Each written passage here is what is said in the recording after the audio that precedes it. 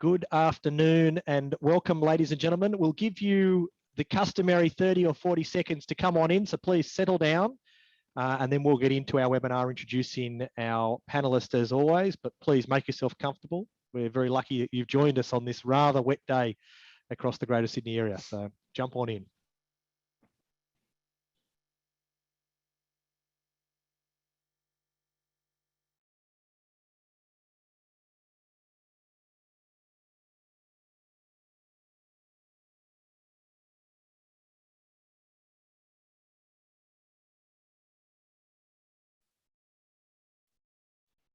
Good afternoon, ladies and gents. Welcome once again to our weekly Wednesday webinar. On behalf of SCA New South Wales, I'm joined once again by our directors, so Tony Irvine, Emily Doherty and Stephen Brill. And we're thankful for Matt Press from the Office of the Building Commissioner to spend his time with us to unpack some of the more relevant issues impacting our community as a result of COVID. So thank you once again. We do intend to explore the opportunities and to make sure that you don't waste the crisis that's been presented before us to ensure that we come out better businesses, better strata managers and supporting our communities better. By way of update, I thought it was important to mention where we're up to with our discussions with health.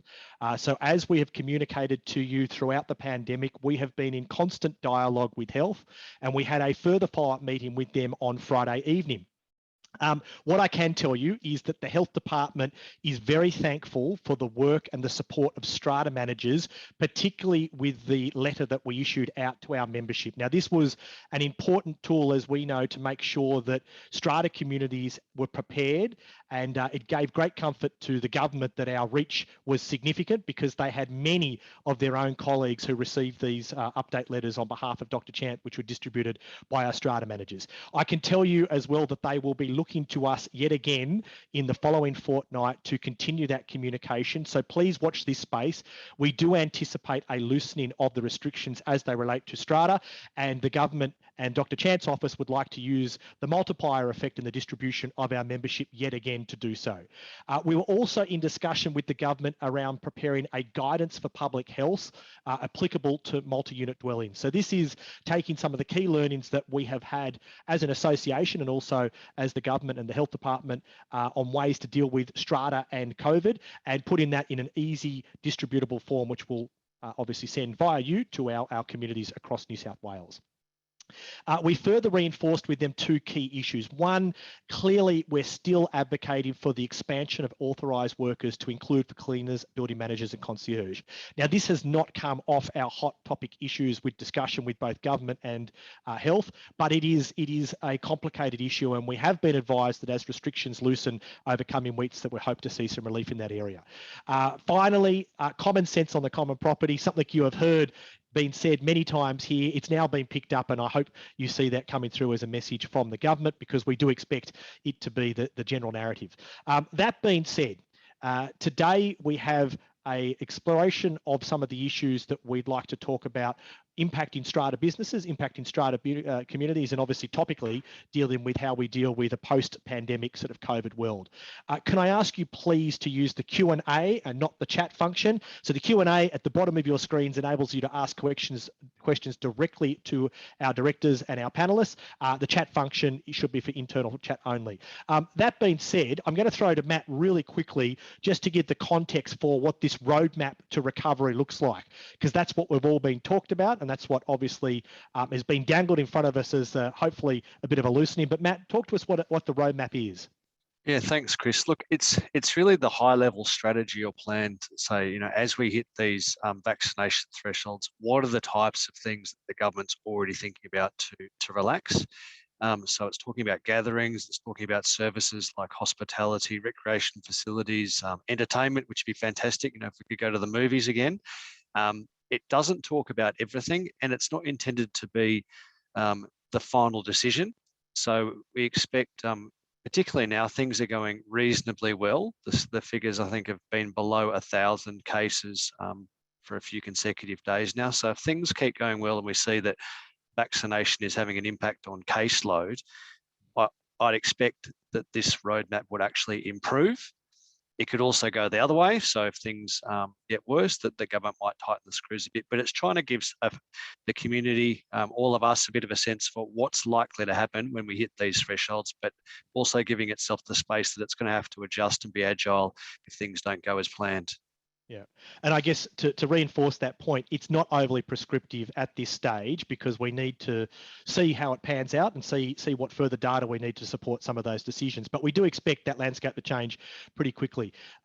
To our members, we've got a bunch of questions in advance and we're going to, excuse the pun, wade straight into outdoor pools. Tony, I'm going to throw to you right now because we've got a lot of questions.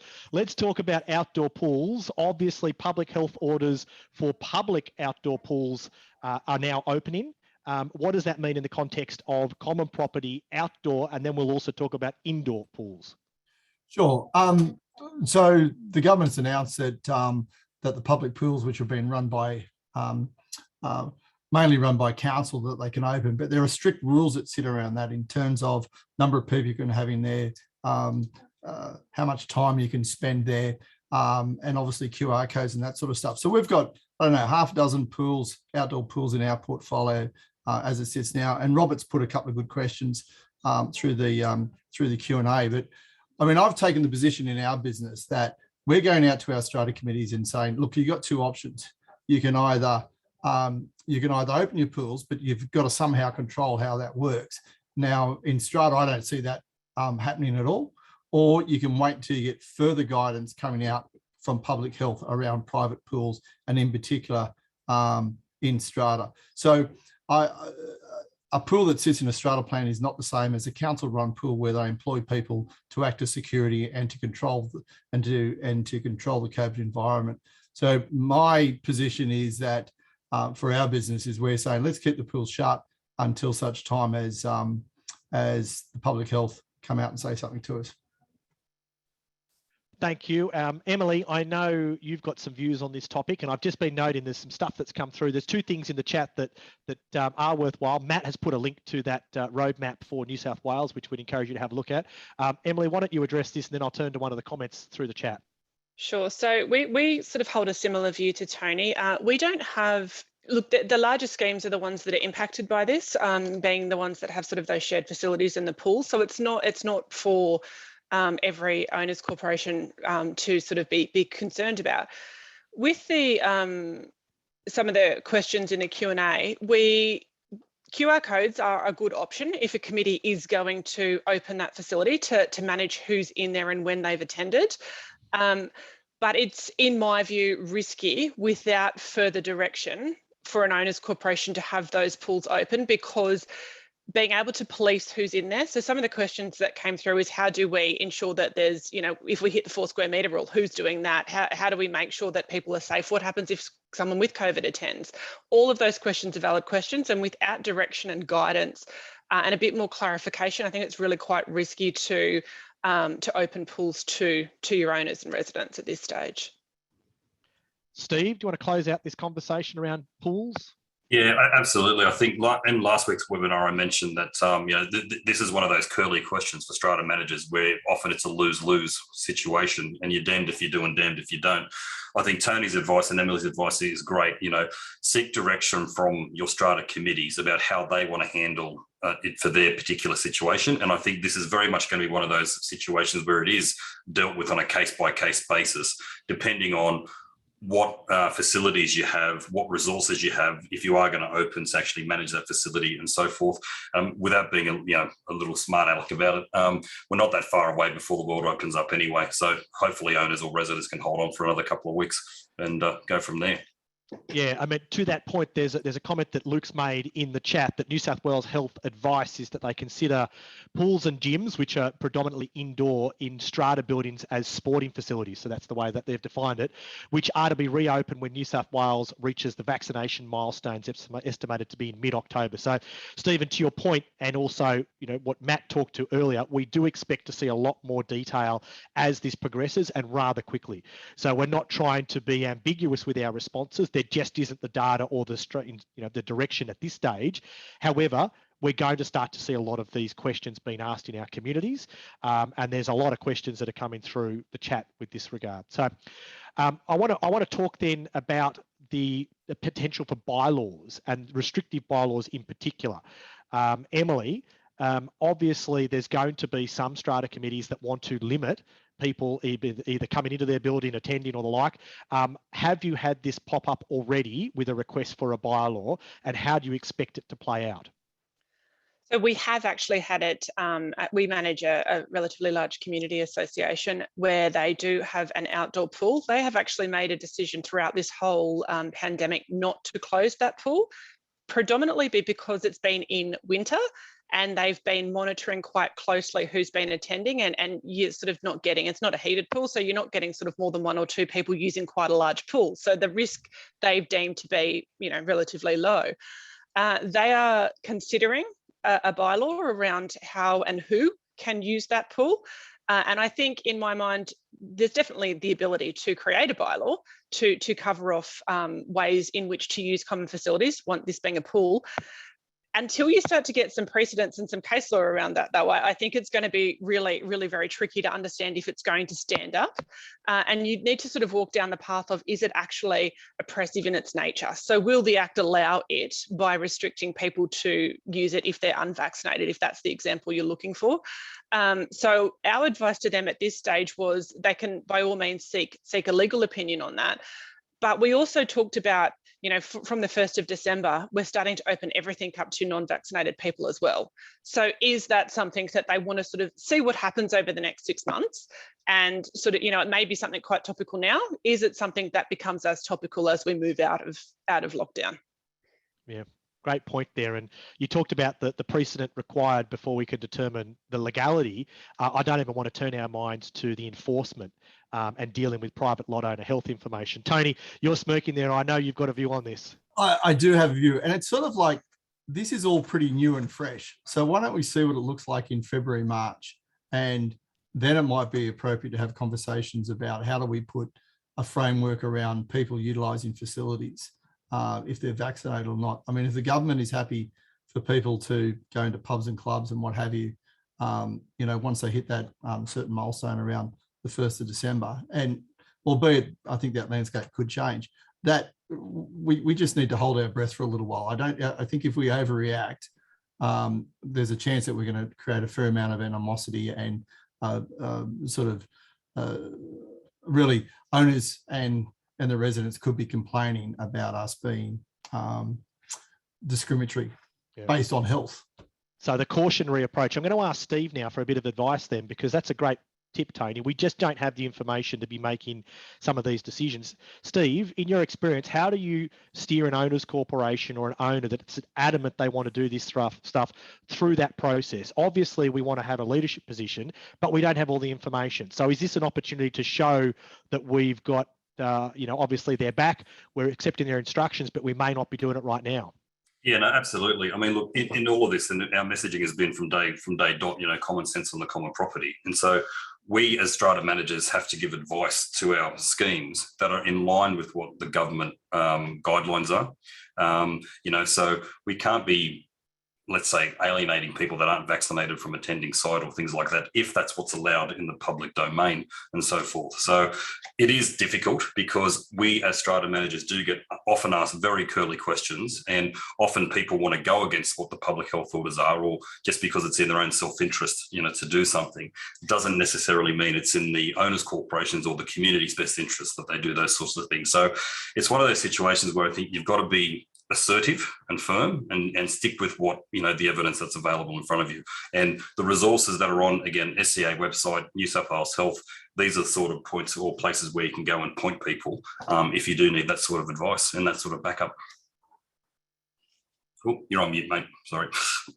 Sorry, Steve, great advice. Matt, I've seen you've been answering a whole bunch of questions in the background. Is it worth posing any of those to the panel, or you're just knocking it for 6? Just knocking it for 4 maybe. So one was about travel restrictions opening up, and I think this is a tricky one because the government said that it'll start to reopen once we hit 70%, and we're not quite there yet. We're at 62.7%. So it's the Monday after we reach 70 that we'll start to be able to do more travel around New South Wales. So nothing's really changed yet apart from being able to picnic. There's a few minor tweaks, but we haven't hit that next big threshold. The other one was about do we think there'll be any mandate from government or anyone else around whether contractors need to be double vaxxed, or if that'll be left up to schemes? My perspective on that was that it's likely to be left up to schemes at this point. We've seen in government different departments and different parts of government adopting different positions. I think we heard last, Chris, and the police, and they were saying that all the police have got to be double vaxxed, otherwise they're not allowed to be on the front line. Each organisation is going through their own discussions on that, but I think at this point it's likely to be an individual choice, but noting that, you know, we might even hit 90%, so we might be talking about very few people to have to worry about. Yeah, I think time is going to determine a few things here. Interestingly, the conversations, again, back to what we had with health more recently, was that they're very reluctant to impose public health orders on private property, and they consider common property in strata to be private property because there's a whole bunch of issues there around property rights and what they can and can't do. So the opportunity is for us to provide that advice and that leadership, and Steve gave some good advice. Thanks, Matt.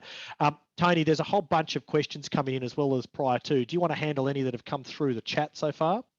Yeah, happy to tackle one from Joanne, and there's a little bit out of order, but what is our responsibility to enforce, to check vaccination status of those using facilities? Look, I don't think we've got any responsibility for this. I mean, you want to be careful what you sort of take on. This is not the role of a strata manager to be standing at the door checking someone's vaccination status. I think that as a business or as businesses, we need to make sure our staff are safe. So you should be sending your staff out there in a fully vaccinated capacity because of your duty of care to your employees. And there are lots of ways that people can participate in meetings and that sort of stuff without actually turning up. But in terms of checking the vaccination status using facilities, that's just nowhere near our role. And I wouldn't have thought it'd be near a building manager's role either to do. Emily or Brelly, you got any thoughts? I agree, and I don't think it's just, I think it's around any settings that a strata manager may be involved in. So, you know, I don't think it's the role of the strata manager. And I think we need to be really clear in when our managers are being asked that, we need to set that out for them as leaders, that it simply falls beyond that realm of what we can give guidance on, would be my view. Yeah, I mean, I'll extend, really just say that people coming into my office need to be, you know, I need to control a safe environment for my office, but an owners corporation is really different. So if you've got QR codes working on smaller buildings, even larger buildings, you have some control over what's happening there, and that's to the benefit of New South Wales Health. But I don't think in our $200 per lot we get paid as a base management fee that security fits in that Schedule 1A or whatever it is. Yeah, no, mate, I agree wholeheartedly. And this is a real danger for strata managers, is getting into areas that we're being asked to get into, which is way outside our expertise or our resource set or our skill set to actually handle. The common messaging from New South Wales Health through all of this in the police force is, you know, enforcement of public health orders and that sort of thing is very much a police matter. It's not, you know, the strata manager's role. So little thing, and I know, you know, we've discussed this before, you know, strata managers having to, you know, mandate masks on common property and that sort of thing. That's not our job. That's a police job. So, you know, we're being asked to send out Bible breach letters and all sorts of things. And we just got to say politely, look, this is not really our role as your strata manager. Yeah, I think like Tony says, it's the employer's role, you know, so it's the pub's role to regulate what comes into their business. It's the cinema's role. It's our offices. So that's the lens that we're looking at, not strata managers to look after the entire building. No, pretty wise words there. And I think it's probably worth turning our mind to the context of meetings there, because one thing we can control is the manner with which meetings occur, because obviously we convene them in most part, and we also are responsible for sending our staff to either attend or facilitate those. So let's talk about meetings. Tony, let's make sure we don't miss the opportunity to reshape the structure of meetings. Do you expect meetings to irreversibly change as a result of COVID? Well, I think that's in the control of each of the licensees of their businesses. So there's an opportunity that you can continue to do things the same way you've done for 20 years, or you can use the whole lockdown situation and as a circuit breaker to change the way you do business, and also change the way that you make money out of your buildings. I know when I do Zoom meetings, and we all do hundreds of these a week, is that I've got at my fingertips everything about the financials, every document, and everything else. I generally don't have that when I go to a Strata meeting unless I'm going to take my filing cabinet with me. So don't waste this opportunity, or don't waste the crisis of really having the opportunity to set a different pricing around having an in-person meeting, and also sort of say to them, we are going to do Zoom meetings unless you specifically want an in-person meeting, and if you do want that, it'll be a higher charge, and that's just how it is. Yeah, there's a component of risk transfer as well if they do demand that, and I think it's incumbent on us to let them know that that risk does transfer to them, and it might not be on the terms that they want. Emily, what's your business doing around a future plan for meetings? I think I mentioned this at the licensee in charge seminar we did, but we're looking to, as much as possible, continue to do meetings in this kind of forum, so Zoom, Teams, electronically, pre-voting, whatever the case is, until at least Christmas, just while we see how things play out. There will be situations, particularly with larger buildings that we manage, that running a meeting with 200 lots and potentially 100 people on Zoom becomes really tricky to sort of facilitate and navigate your way through. So there may be exceptions to that. We are moving away from on-site meetings. So we're certainly having meetings in a controlled environment, whether if we do have a situation where we need a larger building, we'll do it in a meeting venue where there is proper QR coding, where we can control the amount of people who are able to be in that space, and where we can possibly organise sort of a hybrid type meeting. So you'll have people online, you'll have people in person. That will also address the vaccination status until that one plays itself out. That'll also help us, if someone is unvaccinated, they still do have the ability to attend the meeting, just not in person. So for us, it's a very conservative approach to start with. And then sort of once we see how it plays out beyond that Christmas period, I guess we can modify our approach at that point.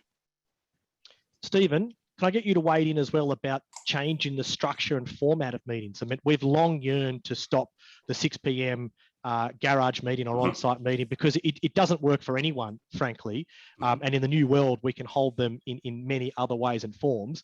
Do you see this as the opportunistic shift to meetings that suit everyone, including the Strata manager, better? Yeah, absolutely. I mean, look, our topic today is don't waste a crisis, and this is one for Strata managers.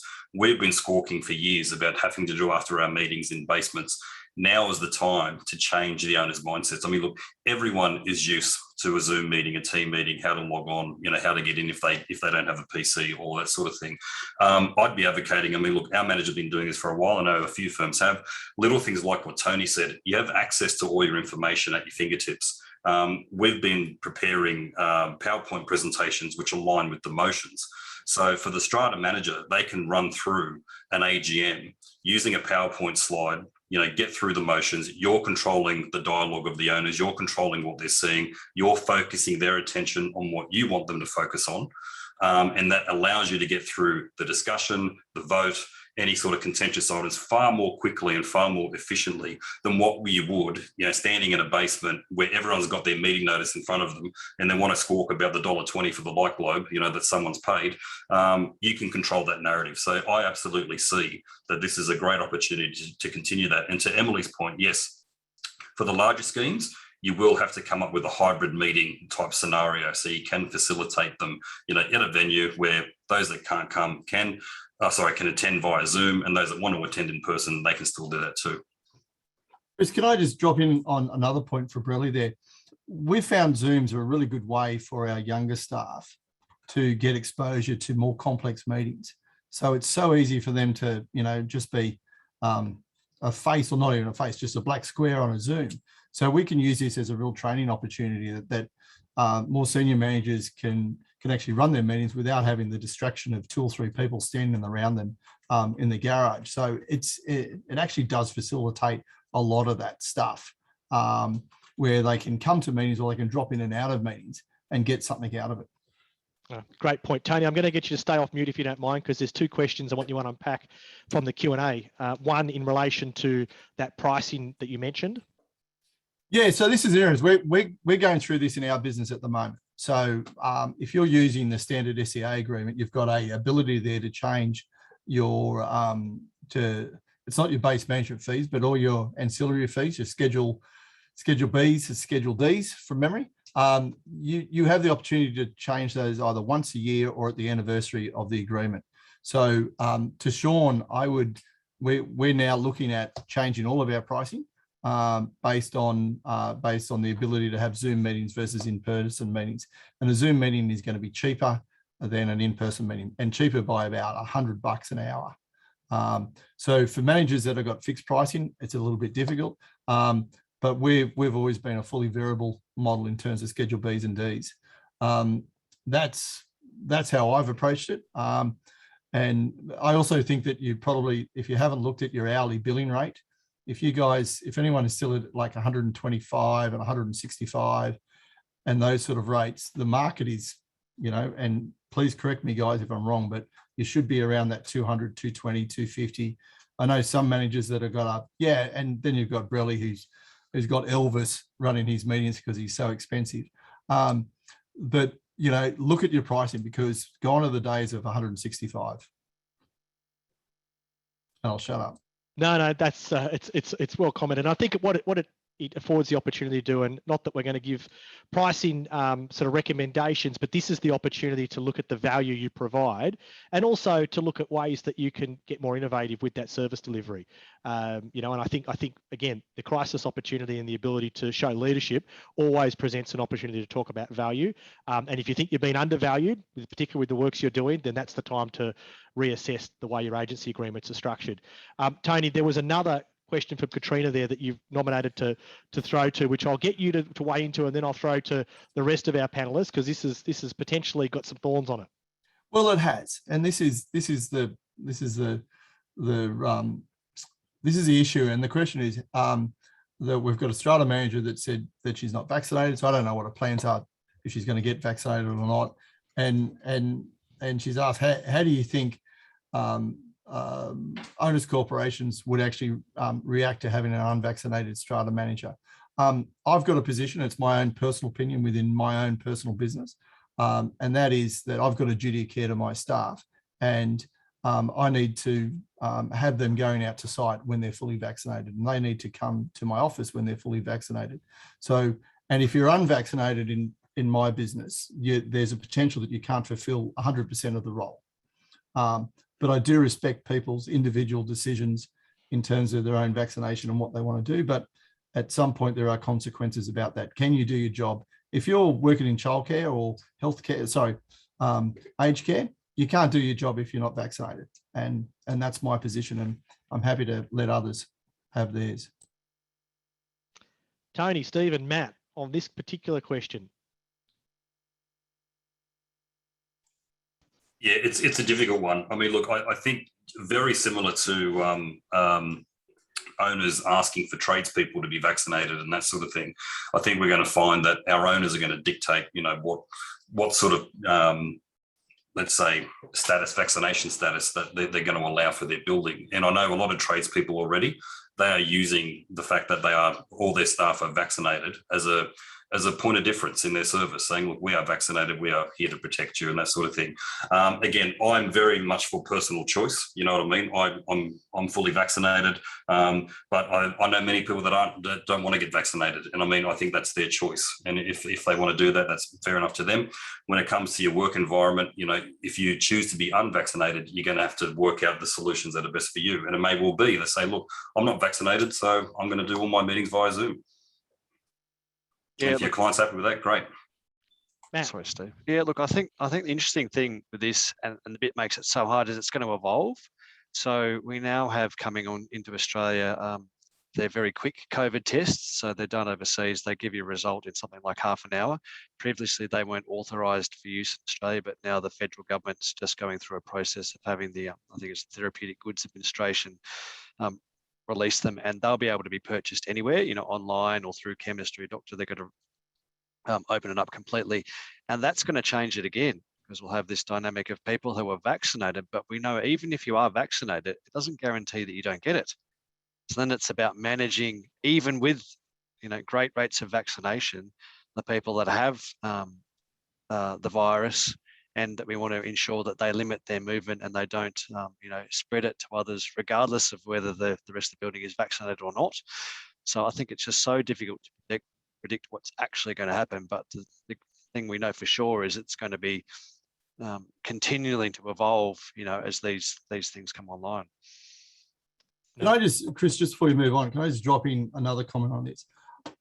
On the other side, if you've got a high-performing staff member and they've got a position around vaccination, this shouldn't be the way you judge your employee, right? Because there are always ways around, if they can't attend a site, you can have other people attend a site, or they can have someone else do a meeting for them and that sort of stuff. It's no different to any other circumstances where someone can't go to site. They may not be able to drive, or they may have hurt themselves.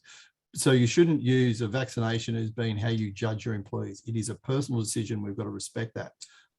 But there might be elements of their job that they can't fulfill because of that position they take.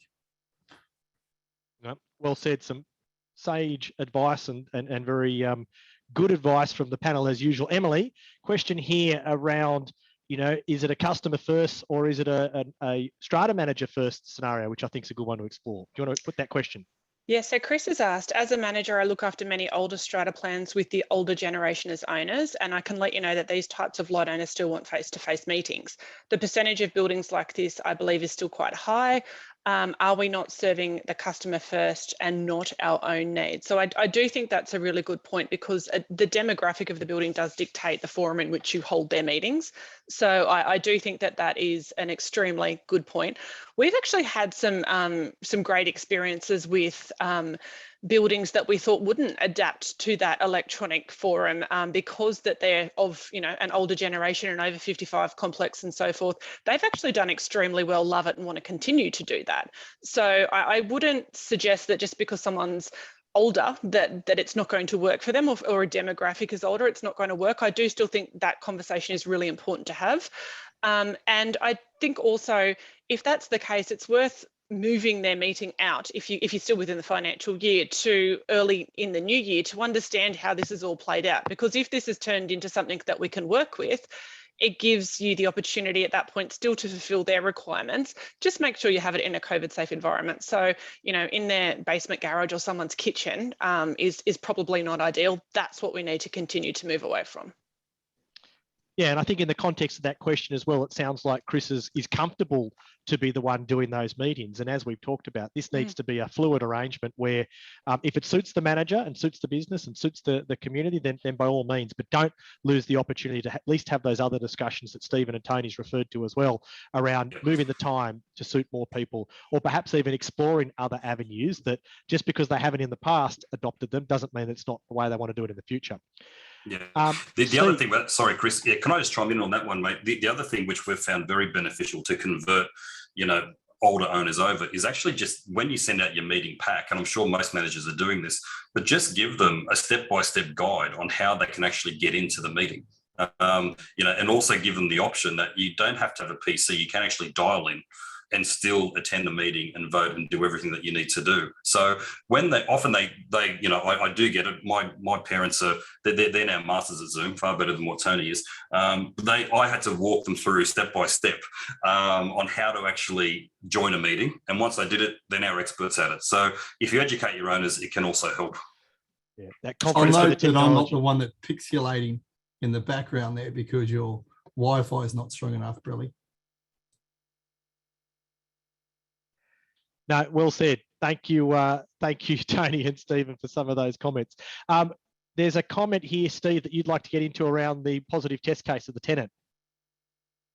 Yeah, this is an interesting one, which is coming from Dale. So the question is, if a COVID positive case tenant is not isolating and continues to use common property, so leave site, and a security guard has now been employed to stop the COVID positive case from leaving the lot, is the OC able to claim the guard cost from the owner of the unit? It's a great question, and this was covered extensively in our webinar a couple of weeks back by when we had the police force on. First of all, a COVID positive case should not be wandering around the common property. In fact, they have to stay isolated within their apartment, and they can't even go into the balcony, which was contrary to some advice that I'd received. So my first advice there is, you should be, if you ring the police, they will crack down on these people first and foremost. As far as the cost of the security guard, the reason why I wanted to chime in on this one is because there was a really interesting NCAT tribunal case recently, which came out and said that bylaws that purport to have administrative fees are admissible. So you can pass them. Now, I've got to stress, it's an NCAT case, it's a one-off. However, it seems to give a little bit of leverage to owners corporations to put bylaws in place that can pass fees back to lot owners. Now, I know when you've got a COVID positive case, the idea of having having a meeting, passing a bylaw and getting that done, well, by the time you do that, obviously the case is going to be out of the building. However, there are mechanisms like a bylaw where you can do that. So that would be my advice to Dale and that Strata committee. I mean, there's nothing stopping anyone from actually asking the owner anyway, just saying, look, you're causing all of this cost. Can you please pay? There's obviously no legal means for them to need to do that. However, I just wanted to throw in that comment about the bylaws and that there may be an avenue there for you. No, well said, Steve. Well said. Tony, question for you. Yes, Chris, there's been a question that's come through previously, and it relates around recording of Zoom meetings. So for those that are watching from home, you'll see in the top left-hand corner, this says that it's recording here, but we do that for a reason, so we can publish this on our website and what have you. I've got a thing about recording of meetings. The comments are made here in the question about there's lots of things that are said at the meeting that don't end up on the minutes. There's probably lots of disparaging remarks. There's probably a bit of swearing, tears every now and then, and they're just from the strata manager. So I don't think that, so my position is whenever anyone says, do you mind if I record this meeting? It's no, you don't have my permission to record this meeting and you're not going to record it. I'm sure some meetings have been recorded without me knowing about it. I would steer strata managers away from this because it's just going to burn you. All that's going to happen is people will say, let's pull the recording and away we go. I used to work in the bank, so we had FX dealers that needed to have a recording so they could prove a transaction occurred, so you didn't have to get things in writing. It's appropriate in that environment. It's not appropriate in a strata owners corporation meeting. The other thing I'll note before I pass to Emily on this is, if you pay by the gigabyte for your data as well, be warned, every time you record a meeting, it just sucks data like you wouldn't believe, and that ends up having a cost to your business. Em? Look, I don't disagree with any of the comments you've made, and I don't think recording is the way to go. But I guess the flip side of that, though, is if people know the meeting is being recorded, will they behave in a better fashion than they would if they knew it wasn't? So, for example, if they wouldn't potentially be aggressive, they wouldn't necessarily swear, whatever the examples that we've got, if it's being recorded, that may help in some situations to actually diffuse the situation. So worth having a think about the forum. Although I think from a strata manager's point of view, I don't think it offers as many benefits as it does deterrence. And I think it may also form part of the books and records of the owners corporation if it's yes, there's an argument for that. So how are you going to store that data? And does it create a precedent further down the track that every other strata manager is going to have to record meetings? Brilliant. Yeah, I was actually going to take a slightly different viewpoint. I mean, as far as the legality of whether it falls books and records, I'm happy to share this little tidbit with people. To Emily's point, where we know we're going to have an aggressive meeting or an owner who's going to be aggressive, we have adopted the practice of actually recording the meeting. It has tempered them in some cases, but not all. The other thing and we say to the owners, look, we're recording this meeting for our purposes as your strata manager. We are not recording it for the purposes of being on the books and records of your owners corporation. The other little thing I'd say to this, and this we're getting into business practices and different things people do. I know a lot of strata managers offshore some of their admin work, and there are also many programs and so forth that are out there. What an idea that I had during COVID was actually recording meetings and actually offshoring the minutes to someone to actually type up for you. So if you are getting into discussions or things like that, that can be done offshore. The other thing which I'd say, and this has saved us on a couple of occasions, where there is a dispute about a resolution or minutes, we've actually gone back to the recording and go, no, we've actually got this. So my advice is use it for your benefit, not for your owners corporation's benefit, if that makes sense. So if you're worried about the legalities, the risks, that sort of thing. As far as data storage, Tone, data's pretty cheap now. Go to the cloud, mate. It's pretty good. Steve, I'm going to jump in there with our perspective as well, because there's some really good points that have been made all around. I think the clear thing here is to make it known that if it is to be recorded, what that purpose is. It's not a public record of the owners corporation that could potentially be used in proceedings, and I think that is what Tony's referring to around some of the issues.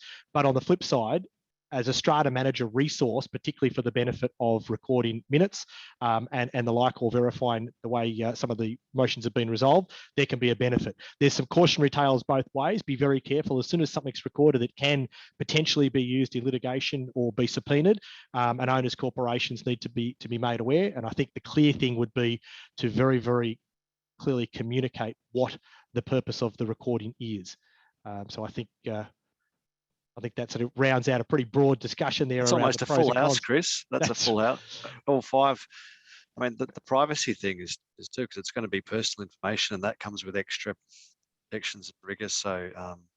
That's right. And from our experience previously, to record owners corporations requires their consent, and if there's a dissenting owner, then that previously has entitled them to not have that meeting recorded. So it's quality and training purposes is a nice one, Luke. I think the purpose is to make sure it's not a public record that is going to be accessible by the owners or third parties after the fact. It's an internal record for the preparation of the minutes and for verification of the resolutions, if it's so required. And then you would then extinguish that, by being true to the fact that you've only used it for that purpose, so you wouldn't keep it on your records. It's gone. That's right, and you'd need to then ensure the integrity of your data in that regard and not make it publicly searchable by owners, because regrettably, if there is a record that they can look up, they will find a way to access that, and then your words will be played back to you in the context with which it was not said. So that covers those questions. There's one more question here from Sean, which I might touch on around SCA. Is SCA trying to get the nomination process for committees changed to allow a better way to elect the committee? For example, pre-nomination before the meeting, similar to proxies being provided 24 hours in advance. Sean, I can tell you that the government is currently out for final review of the statutory changes to the Strata Schemes Management Act. So the 5-year statutory review is currently under consideration. SCA and a number of other parties have been asked for some initial review of a few of the concepts for change. We've provided some advice back on those general concepts, but we're yet to see obviously fully formed proposals for what that change looks like. But that particular area, Sean, is one of them that I imagine would be up for review. Tony, I'm going to throw to you now about some of the other measures around the opportunity or the crisis that we're looking at to not overlook. So let's talk about efficiencies during lockdown and making sure that we use this for the benefit of the crisis to put in place better processes. Tone. Yeah, I think there's a real risk that businesses will just go back to the way they used to do it, and we would have all found efficiencies by having a forced separation of staff, a forced separation of systems, and that sort of stuff. What I want other licensees to consider is it's worth going through that analysis to say what worked and what didn't work, and how do I operationalize that post 2022 so that I can literally capitalize on the stuff that we've learned. If you just go back to doing things the same way, you've really missed this opportunity. I mean, some of the stuff that we're doing, I mean, we're literally in the process of ripping out the heart of our CRM and replacing it. And we're doing that for a whole variety of reasons, but cost is one of the reasons, which makes a lot of sense.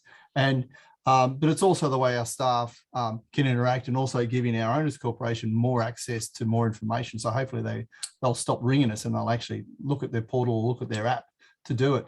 So there's an opportunity where, even though we're disconnected as a business, we can make these fairly substantial changes, and that will deliver benefits across 2022. The other thing we're doing a refinance. So the rates are historically low. The terms are in the favour of the client at the moment in terms of the marketplace. Banks seem, I don't know if the banks are online, but they often are. They seem pretty keen to sort of want to help out Strata Managers, and we're always a good lending risk. There's nothing stopping you from having a look at your finance at the moment and make sure you've got the best transaction that can go around, because that will save you literally tens and 20s and hundreds of grands, depending on how much money you borrow. I'm happy to pass to the other guys. I'll shut up for a while because there's a whole heap of stuff that we talked about this morning.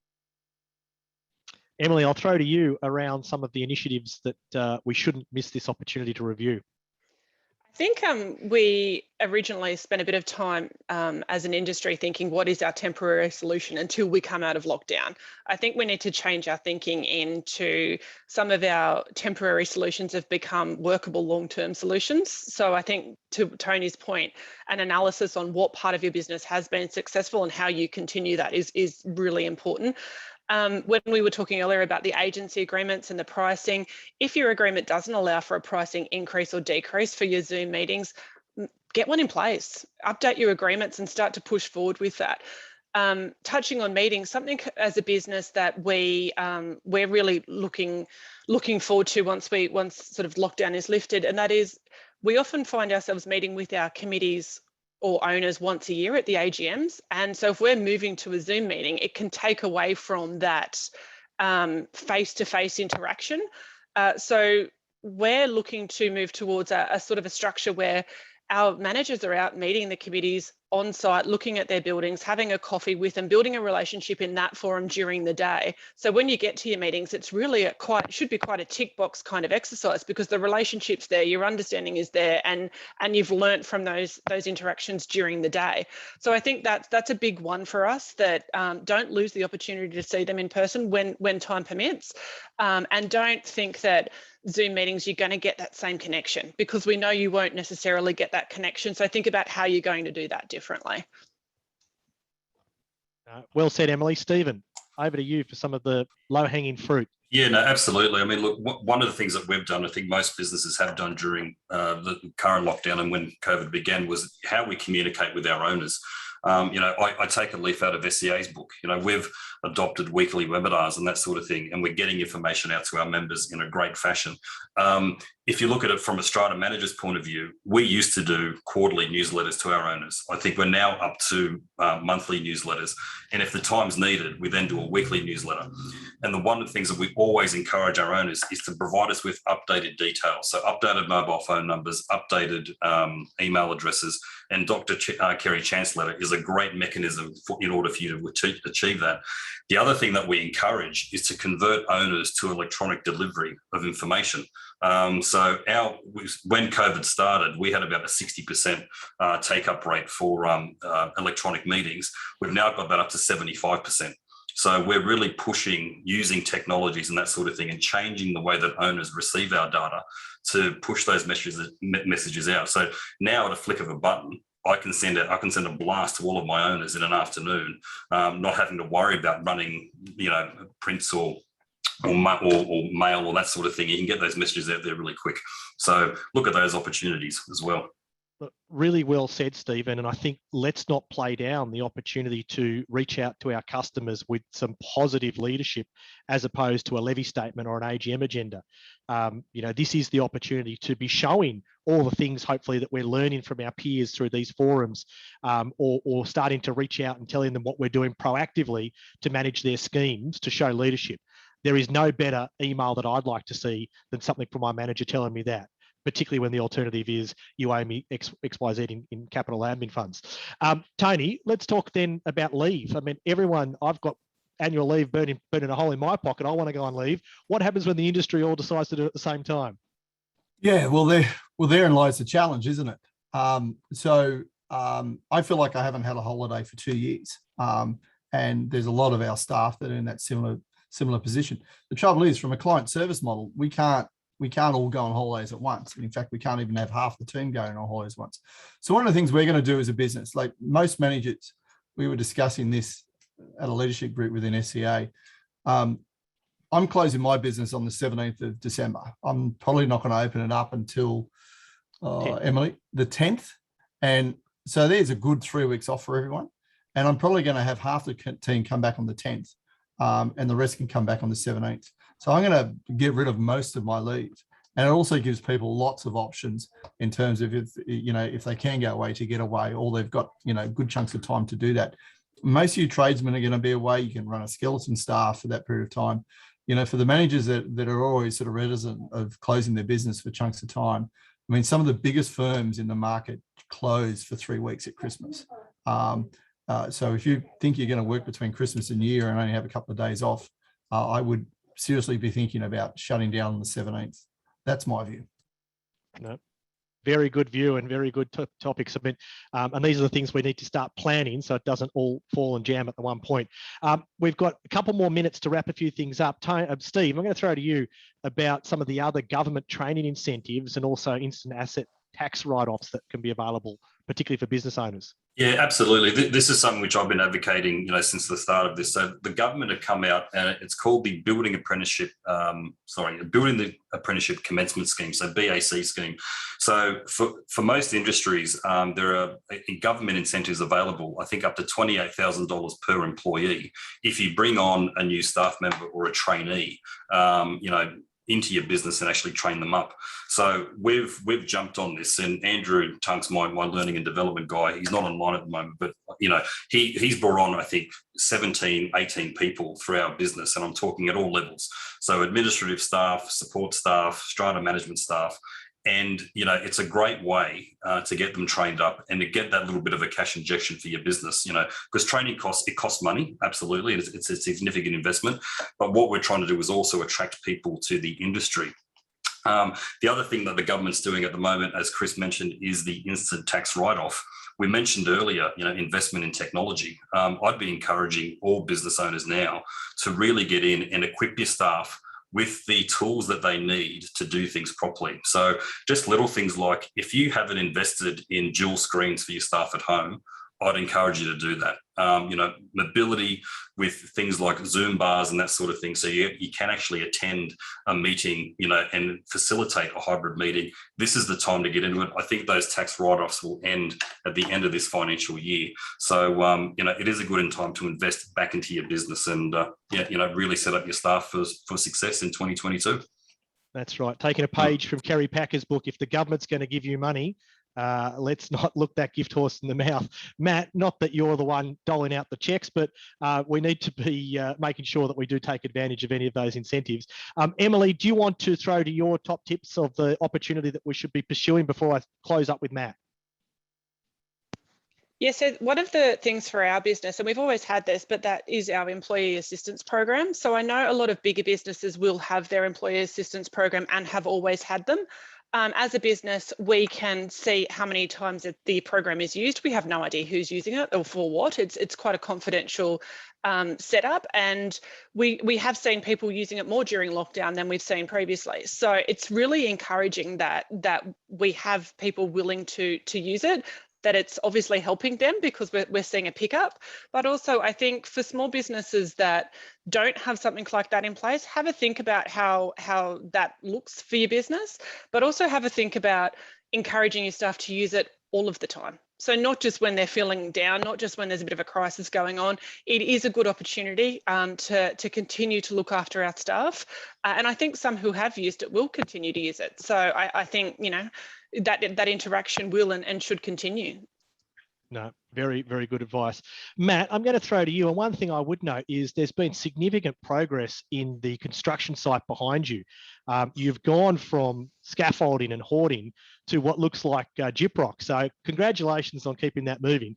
Do you want to talk about the Office of Building Commissioners report that we partnered with? And by we, I mean SCA Strata Manager members, because we've got a webinar designed to launch that product next Wednesday. Yeah, so this is what it looks like. There we go. No, Zooms. It does exist. It does exist. Look, this is something that I think all SCA members can be really proud of. What's been missing in the discussion and debate on defects in Strata is actually real data. There's been plenty of reports made and there's plenty of opinions about what we should be doing to fix it. But what we've been absolutely missing is quantitative data on the nature of the defects, with clarity about which ones are major, which ones are minor, and the customer journey.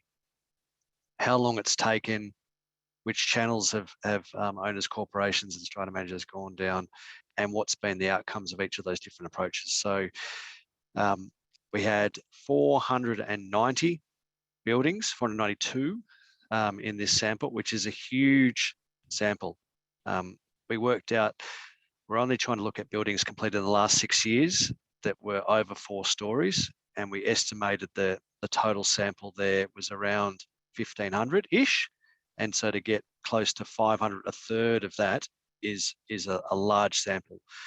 And beyond that, each strata manager that contributed to this probably gave up at least half an hour of their time, probably more, to produce the detail. There was about 50 questions going through the nature of the scheme, all the way through defects. So I'm going to say, probably closer to 40 minutes per scheme, even more.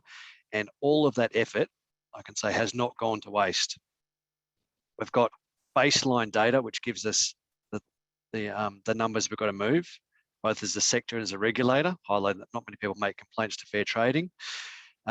It's also already established the strata portal. So all of those strata managers that included information on their building, those 492 buildings, that information is now preloaded in the new strata hub that's coming up.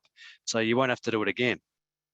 You'll just have to confirm that those details are correct. So we promised that we'd try and use that information to give a benefit later on, and that's definitely happened. But I really can't thank Chris and the board and the membership enough. This is going to be such a legacy piece of this Construct New South Wales transformation, because without data, you just have opinions, and you really need data to have an evidence-based approach to what we're going to do and what we're going to do differently to make things better. Yeah, there's enough opinions out there as well, Matt. So we look forward to, I've just been told that the communications for registration to launch that next week during our Wednesday weekly webinar will go out tomorrow, and we're going to have Matt Press and David Chandler, the Building Commissioner, joining us for a very exciting one-off webinar. Guys, I think we've come to the end. I don't think we've missed anything in terms of addressing all of the Q&A, which has been really well done. I know that Stephen has put some of the direct contacts for the apprenticeships in the chat, so please make sure you get a hold of them. If any of this information comes up and goes too quickly, please reach out to the SCA office. We have our staff on hand ready to give you that information. That's what we're here for. That's what the staff are here for. So make sure you do reach out. Until next week, we hope to have some further updates in the fast moving loosening of some of these restrictions. Keep well, stay safe, and we'll catch you next week. Thanks to our panel as always. Cheers, guys.